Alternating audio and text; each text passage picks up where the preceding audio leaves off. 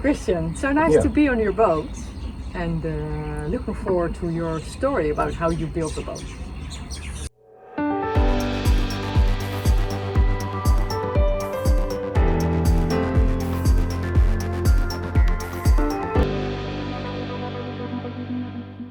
It's so nice that you're watching my video, and if you like the video, please subscribe to my channel. It's free and it helps me. Thank you! I am at Christian's boat at the moment, and he is participating the mini globe, and I'm very curious how he built his boat, because most participants build their own boats. Amazing.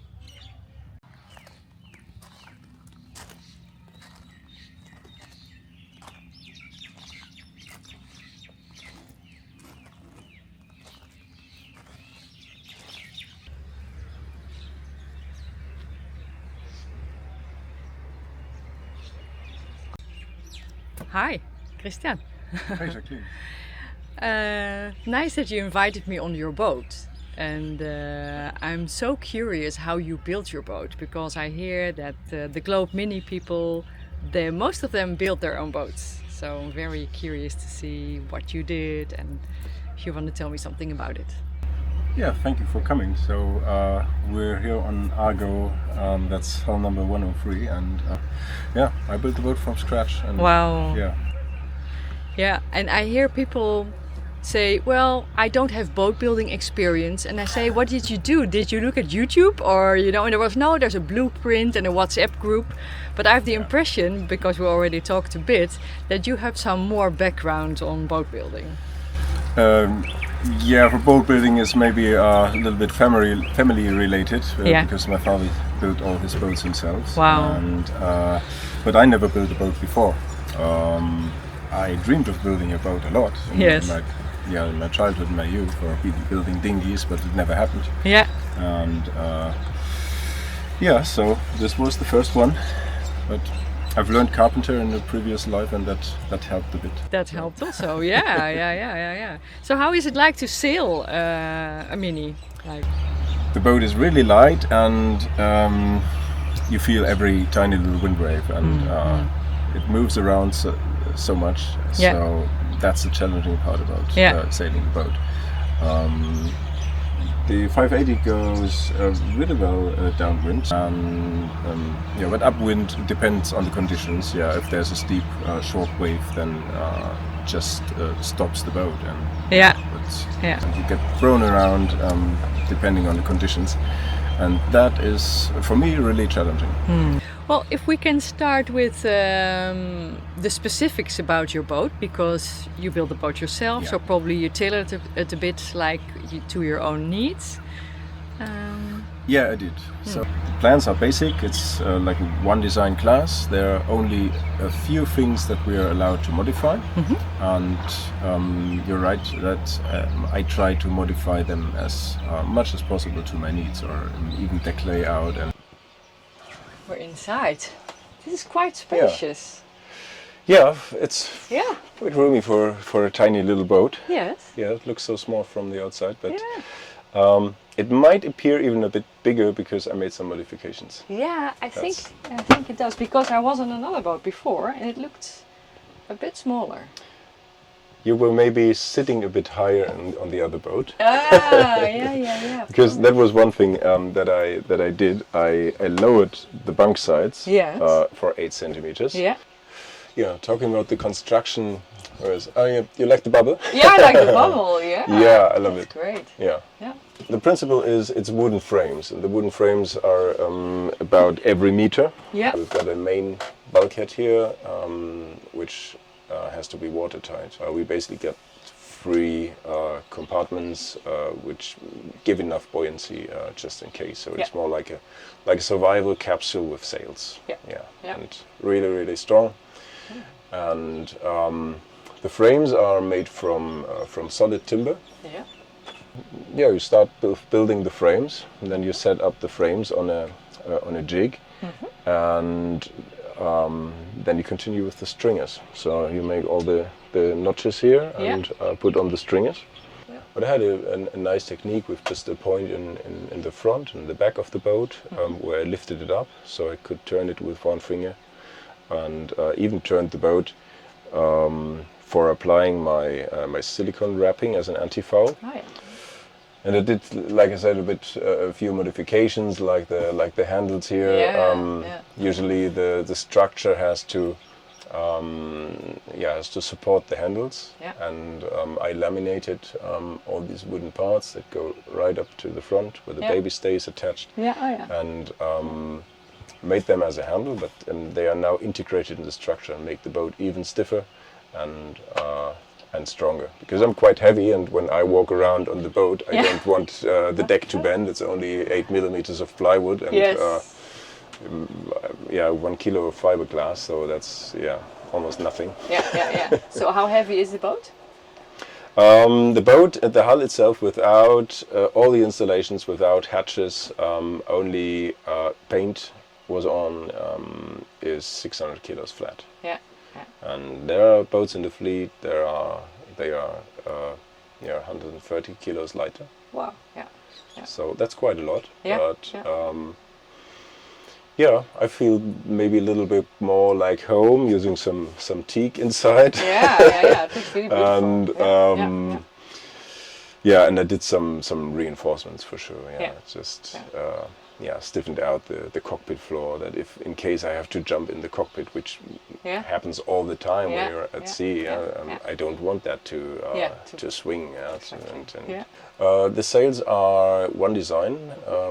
They come from Quantum. So if you want to have want to do races with the class, you have to use these sails.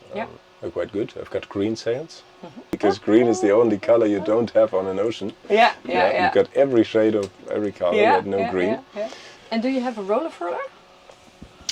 I've got furlers for the asymmetricals. So for the downwind sails, for 2 of them. The biggest kite I fly directly out of the back, do this from the cockpit, so that's pretty easy to do. But the jib is not on the furler. So I have got a hang jib, which was a bit problematic on the Atlantic, because the piston hangs damaged the sail and damaged even the downwind sails when they were just sliding over them. So I replaced them with soft shackles, and it works quite well so far. So you mentioned electrics already, so that's a really important part of the thing, that the electrics work well, and there's probably more electrics than on other 580s. The overall idea behind it, which was that I can use my batteries for the electric outboard we are allowed to have. So we're not allowed to have combustion engines. No. We have only electric outboards, and I can use my electric outboards batteries as a backup for my house batteries, which is 2 different circuits because of the tiller pilot, so that the tiller pilot can drain the house battery with safety relevant electrics like my VHF or chart plotter. And I can just switch to my outboard batteries, which I have here as a docking station. So I modified the complete system with the outboard, so there's no battery on top. It's just docking station here, and can easily switch the batteries, and that's how one much of the solar modifications. power do you have? We're really limited to 200 watts of solar power, and it's the batteries are 200 amp hours. It's maximum we're allowed to have, and we have to use them in 2 different circuits. So and you're not allowed to use your engine, right? So you need to go over the finish line, and then they tow you in, or how does it work? No, actually we get a penalty if we need a tow after crossing the finish line. After crossing the finish line? Yeah. And you sail on the wind vane a lot, because we have the same wind vane, I see. I use it a lot most of the time, actually. So at the moment it works quite well. It took some time for me to learn how to sail it, and even to learn how to sail the boat, because I was just ready enough to go in time to cross the start line, and didn't test the boat before I went from Lagos to Lanzarote. So, but it's it's straightforward. Yeah, it's quite nice. Yeah, and it's good to save energy. And you have tiller pilot or pilots as well? We've got a tiller pilot. We are not allowed to have electric autopilots or intelligent autopilots. Yeah. So the basic unit that's available from the companies, we're allowed to use that, and I don't use it a lot actually. So there's some special things about the inside, maybe that I don't have any through hulls under the waterline, except one, that's the echo sounder, but that's right in front there, and I made actually a watertight housing that inside that goes over the waterline. So in case there's it is leaking, or if in case I have to replace it, I can do it without holding the boat out of the water. So that's completely safe. There's a watertight inspection hatch on it, so that's one thing. And even with bilge pumps and stuff, we are obliged to have two different manual bilge pumps, one in the cockpit and one in the inside. And they are down below where you're sitting, and they're readily connected, that I can just use a lever which one I want to use and which compartment I want to drain. So I don't have to invite the water from the front to the main cabin to pump it out, and everything adds weight, but it's really for my safety and feeling safe on the boat. And what's different on the boat to most of the other boats, we can see that in the cockpit, is actually the companionway. That it's easier to go in and out. The flatter, the more horizontal the hatch is built in. So that's why I did that, and you can just all the angles go outside like that. And everything for sailing is just like easy to do use that. stuff. I can operate it from this side, and can put it here and can close the hatch. I've got an operation unit here. The basic electricals, or basic nav lights or cockpit lights or deck lights, what I need for sailing, are here, so I don't have to go down to the board. And this is wonderful, eh? That you can close it and still see it. It's like pretty good. Many thoughts have gone into it, and what kind of varnish to use, and what kind of that it's a satin finish and not a bright finish, that if you are using the headlamp, that it's not reflecting too much, so all the lines that I had, it's can do everything in or at night mode. So beautiful. Congratulations. Like building such a beautiful boat. You're halfway almost, but still. It's I'm still building on the boat. You are? Actually, I am, But would you feel comfortable in that tiny boat? Well, in yours I would, I think. You're used to a tiny boat, but yours way bigger on the inside, compared to that. I think I need to sail in it first. Because mine is 4 tons and yours like 1.5 or something. With all the stuff that we carry, probably 1.5. So normally I'm the smallest boat in the fleet, but now I have a big boat suddenly. It's quite a new perspective. I'm a bit jealous, I must admit. Well, now we are outside. Right. Yes. But to stand here and operate everything like winches and all the halyards from here, or even to sit here, so that's quite good. And I did some modifications to the deck layout. What's really important is all the grey stuff here. There's this EVA foam.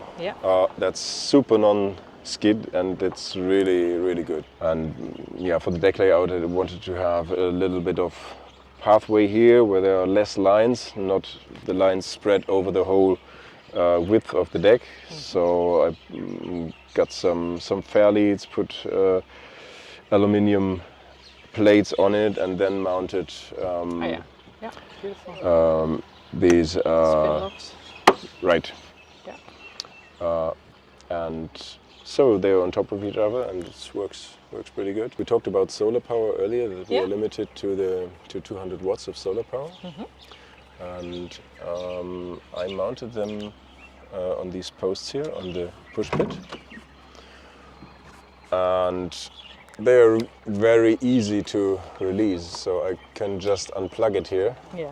And then I've got this windsurfing gear, the yeah. power joint, Wow. so I can easily get them down so Yeah. they don't get damaged or washed overboards, Yeah. and yeah, are easily reconnected.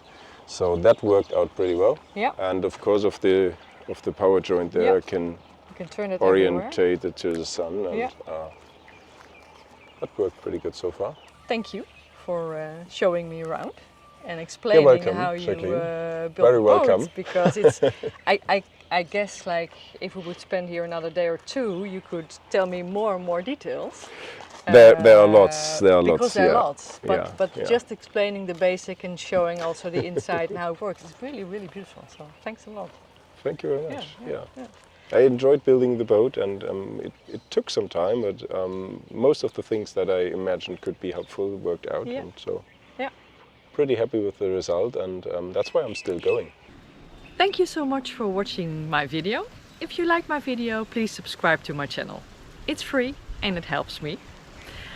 Thanks also to my patrons. If you want to become a patron, it's patreon.com/Loveworkx, or for one-time or monthly donations to PayPal, it's paypal.me/Loveworkx. Thank you very much and see you soon. Bye!